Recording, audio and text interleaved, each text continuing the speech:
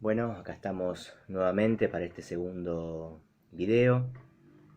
Como les comentaba en el anterior, la idea de esta ya primer clase, formalmente, es comentar algunas cuestiones acerca de la materia, de los contenidos que vamos a ver en ella y en particular en los prácticos. Eh, Hay una primera cuestión por la que conviene comenzar, que tiene que ver con el nombre. Siempre es importante empezar por los títulos y los nombres de las cosas, eh, justamente no porque los nombres traduzcan exactamente las cosas, sino más bien por lo contrario, porque entre las palabras y las cosas, como decía Foucault, lo que hay es justamente una no relación. Eh, pero ya sea en el caso de un texto, de un libro o del programa de una asignatura, conviene detenerse un momento en aquello que le da nombre, aquello que funciona como título, como presentación de esa cosa que se intenta mal que mal nombrar. Eh, Esta asignatura, como muchas otras de la carrera, sufrió un cambio de denominación hace ya unos años con la modificación del plan de estudios.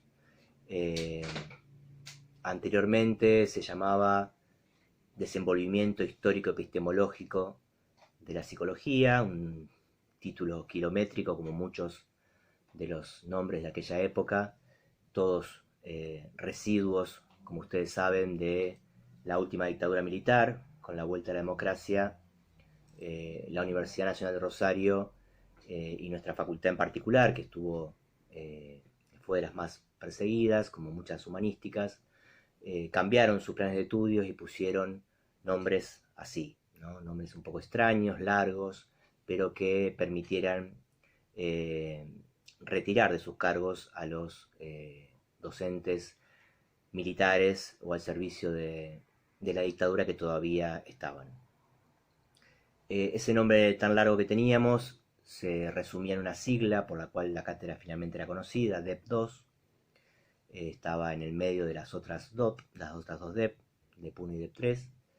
Eh, y con el cambio de plan de estudios se nos dio la posibilidad a todas las asignaturas de la carrera de pensar un nuevo nombre diferente del que teníamos, y en esa oportunidad surgió como propuesta finalmente llamarnos Epistemología de la Psicología y el Psicoanálisis.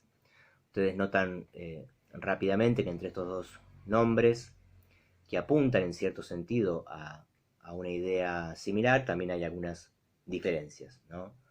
Nos sacamos de encima esa palabra tan engorrosa de desenvolvimiento, que no se sabe bien epistemológicamente qué querría decir. Pusimos el acento en la categoría de epistemología, porque efectivamente nuestro interés es trabajar cuestiones epistemológicas en relación al psicoanálisis y a la psicología.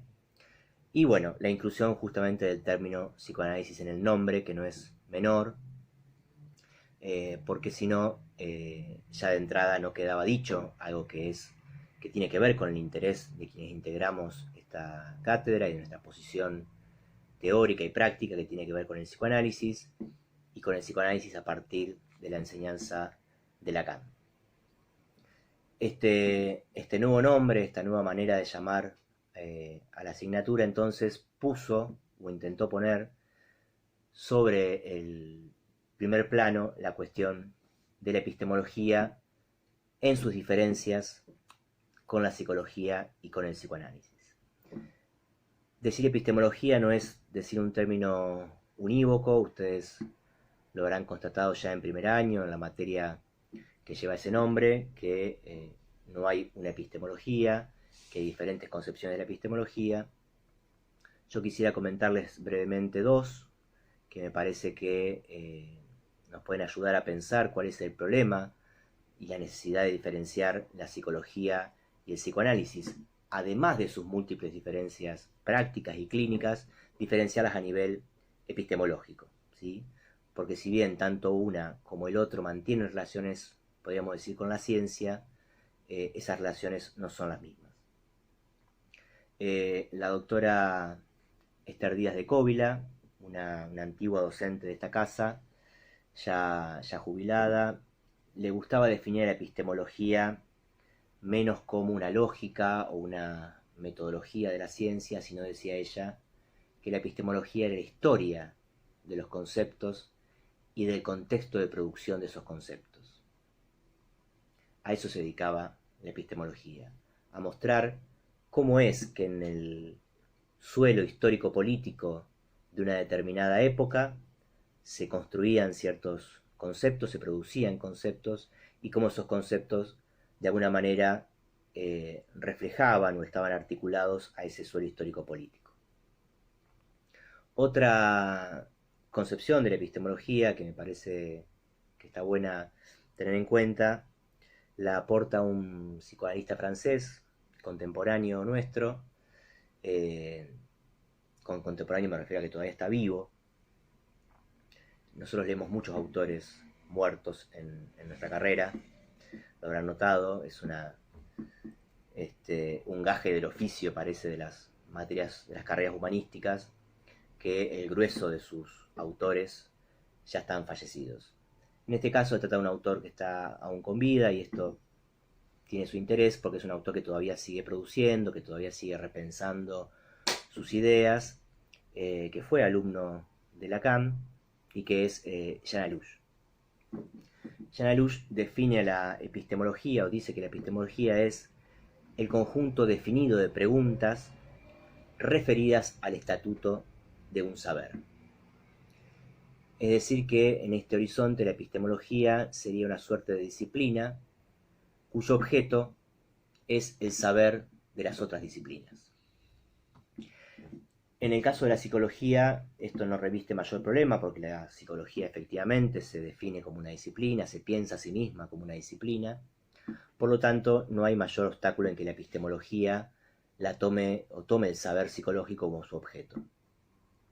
La cuestión es un poco diferente con el psicoanálisis, porque no estamos tan seguros de que el psicoanálisis sea una disciplina. El psicoanálisis tiene un estatuto discursivo muy particular que iremos viendo, pero no es una disciplina, no es una profesión tampoco, no es un trabajo en sentido estricto, es una praxis, pero es una praxis muy particular, cuyo estatuto epistemológico requiere que uno haga algunas precisiones, ¿sí? No es seguro que el saber de que se trata en el psicoanálisis pueda ser objeto de alguna epistemología, o por lo menos sería importante que sostengamos eso como una pregunta, ¿sí? Por un lado uno tendría que decir que sí, porque el psicoanálisis tiene un cuerpo teórico, tiene conceptos que le son fundamentales, que están en su fundamento, pero al mismo tiempo ya Freud decía que en la práctica del psicoanálisis uno debía trabajar cada caso como si fuera el primero, lo que Lacan después va a retomar diciendo que el corpus teórico del psicoanálisis se suicida en cada acto analítico. Es decir, que cada acto analítico nos lleva a interrogar, cuestionar y muchas veces hacer estallar el corpus teórico que teníamos hasta ese momento. Eso le da, se entiende, un carácter epistemológico muy particular al psicoanálisis. Bien, dicho esto, con estas dos definiciones de la epistemología, entre tantas otras, ustedes pueden también aportar las suyas, sepamos que en términos históricos, ya que es la historia de la producción de los conceptos, nosotros vamos a situarnos temporalmente en el siglo XVII. Nuestro punto de partida es un acontecimiento que ocurrió en el siglo XVII y que lleva por nombre la Revolución Científica del siglo XVII. Este acontecimiento histórico, entonces, al ser una revolución científica, tiene un correlato epistemológico. Lo que pasó en ese siglo tuvo consecuencias para el modo de pensar el mundo, para el modo de hacer ciencia, y como dice Coiré, fue también una revolución del pensamiento. Es decir, que no solo se modificaron las condiciones y los métodos científicos, sino que el conjunto de nuestro pensamiento se vio modificado, cambió el marco en el cual se podían pensar las cosas a partir de ese siglo. En ese sentido es una revolución, según Coiré, científica, pero también filosófica, política y religiosa. No hubo ningún aspecto del pensamiento humano que quedara indemne después de aquella revolución del siglo XVII. Y lo cierto es que la psicología y el psicoanálisis, muchos siglos después de esa revolución, siguen siendo, de alguna manera, herederos de esa revolución científica por canales muy diferentes. Ahora voy a ocuparme específicamente del psicoanálisis. La historia de la psicología es más conocida por ustedes por otras materias, así que supongo que no hacen falta demasiadas precisiones acerca de cómo la psicología se fue relacionando con, o se fue construyendo como un efecto de aquella revolución. En el caso del psicoanálisis, las relaciones con la ciencia y con aquella revolución que se dio en la física particularmente, en la física galileana, y que tuvo su contrapunto también en la escena filosófica con René Descartes, son los dos grandes exponentes de esta ciencia llamada moderna. Las relaciones del psicoanálisis con esa ciencia han generado opiniones disímiles, desde aquellos que pugnan por pretender que el psicoanálisis sea una ciencia y por lo tanto se ayorne a los métodos y a los requerimientos que la ciencia moderna estableció para definir qué era ciencia, de qué no lo era. Y tenemos la posición de Jacques Lacan, a la que nosotros ascribimos y que vamos a intentar de argumentar y sostener durante este año con ustedes, transmitirle cuál es esa posición, que tiene que ver con que la ciencia en Lacan y sus relaciones con el psicoanálisis son diferentes a las relaciones entre ciencia y psicoanálisis que había podido pensar Freud.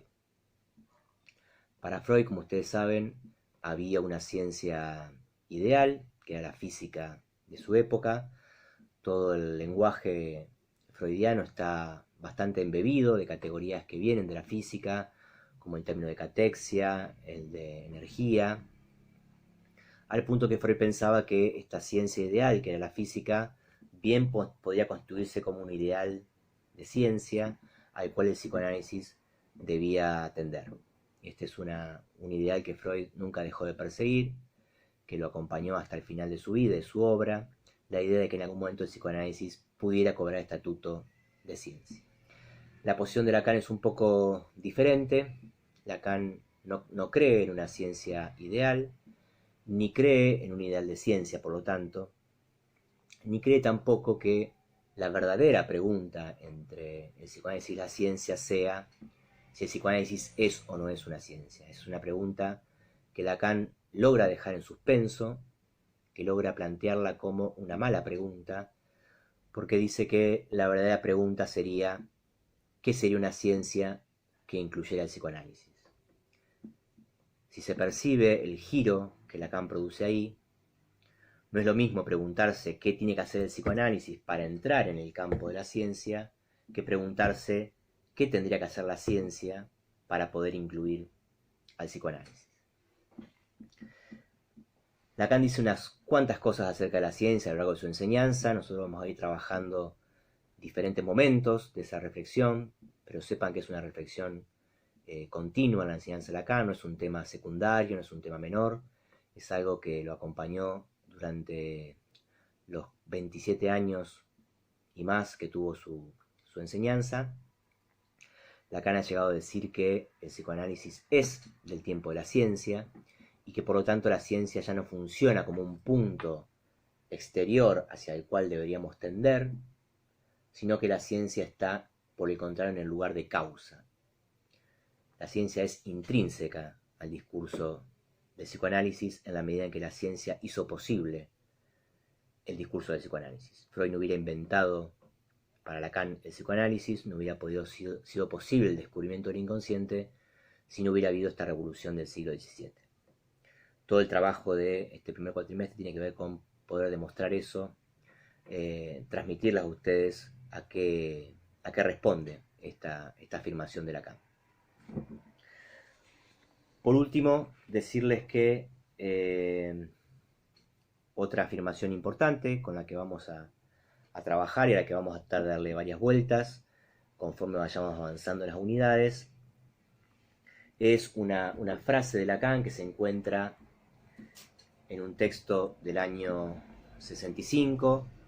Ustedes saben que Lacan tuvo a lo largo de su enseñanza fundamentalmente dos modalidades.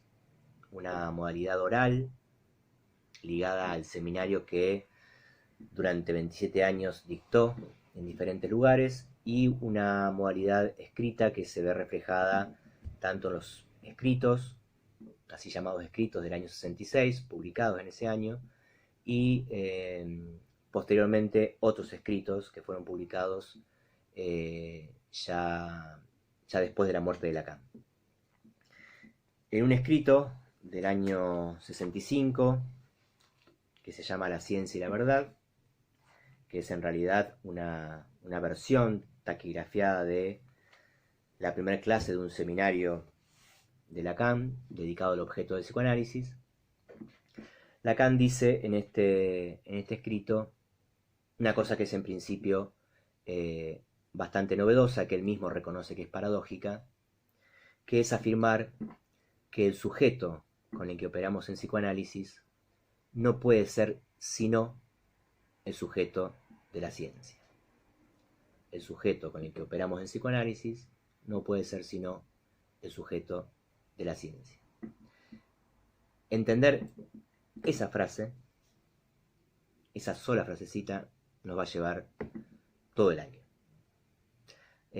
Por supuesto que vamos a leer muchas cosas de Lacan, y hay muchos desarrollos para ir pensando juntos, pero sepan que en el horizonte de nuestro programa está la apuesta de que al cabo de las 6 unidades que lo componen, ustedes puedan explicar con la mayor precisión posible y con los mejores argumentos posibles qué carajo quiso decir Lacan con esta afirmación, que en principio es, insisto, bastante paradójica para la época e incluso para nosotros ahora, porque transmite la idea de que el sujeto del psicoanálisis, el sujeto del inconsciente, descubierto por Freud, no puede ser otro que el sujeto de la ciencia. Y eso ya nos pone en un trabajo de comprensión y de lectura de por qué tal cosa es así, cómo es posible pensar que ese sujeto con el que trabajamos en la práctica analítica es también el sujeto de la ciencia moderna, es decir, de esta ciencia que surgió en el siglo XVII, siendo que el psicoanálisis surge 3 siglos después, en el siglo XX. Bueno, ahí hay mucha tela para cortar. Yo quisiera cortar, dicho sea el término, con la bibliografía que vamos a trabajar la próxima, para que ya ustedes tengan posibilidad de leerla durante la semana. La idea es que lean una conferencia de Lacan del año 67, que se llama Lugar, Origen y Fin de mi enseñanza. No es un texto temprano de Lacan. Piense que Lacan comenzó a trabajar en el psicoanálisis según donde pongamos el punto, pero por lo menos a partir del año 32, de 1932. Esta es una conferencia bastante avanzada, pero que tiene la virtud de ser una conferencia en la que Lacan mismo recapitula y hace un resumen de lo que fue su enseñanza hasta ese momento, o sea, hasta 1967. Me parece que es un buen primer texto para leer, donde Lacan mismo los va a poner un poco a tono y al tanto. Es como si les contara las escenas del capítulo anterior de una serie, qué cosas fue trabajando en psicoanálisis hasta ese momento, ¿sí? Me parece que es una buena introducción para que ustedes vayan leyendo. Y en segundo lugar, si tienen tiempo, veremos si llegamos a verlo la próxima, quizá nos lleven más de una clase. La idea es que lean para el práctico un texto que está en la unidad 2, que se llama Lo simbólico, lo imaginario y lo real, que es la primera conferencia, esta de 1953, en la que Lacan introduce los famosos 3 registros con los que va a trabajar durante casi 30 años el resto de su enseñanza, ¿sí? Es una conferencia en ese sentido inaugural, tiene un valor histórico, que sea la primera vez que Lacan habla de estas 3 categorías que ustedes habrán escuchado hasta el hartazgo en la carrera, y que nosotros vamos a intentar durante el año de trabajar detenidamente para que ustedes puedan entenderlas, ponerlas en relación y diferenciarlas entre sí. Por el momento nada más, les recuerdo que nos encontramos el martes próximo a las 11 en la plataforma de Zoom para aquellos que quieran hacer consulta o quieran que conversemos sobre alguna cuestión, tanto del video como de los textos que no haya quedado clara. Les mando un gran saludo y estamos en contacto por acá.